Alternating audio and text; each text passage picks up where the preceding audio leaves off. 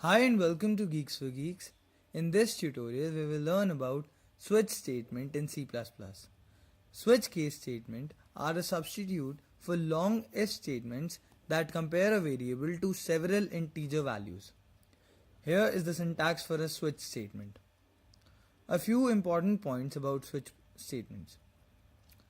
The expression inside the switch statement should be a constant. Duplicate cases are not allowed in switch. The default statement is optional.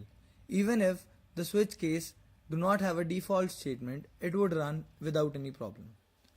The break statement is inside the switch to terminate a statement sequence. When a break statement is reached, the switch terminates and the flow of control jumps to the next line following the switch statement. The break statement is optional. If omitted, execution will continue on into the next case. The flow of control will fall through to the subsequent cases until a break is reached. Nesting of switch case is also allowed. Now let's look at an example for the switch case. Here we have two variables a and b equals to 3 and we input a choice. If the choice equals 1, we print the sum of a and b. If the choice equals 2, we print the difference of a and b. For 3, we print product, and for 4, their division. In the default case, we print error. Let's run this code. Now let's give the input 1.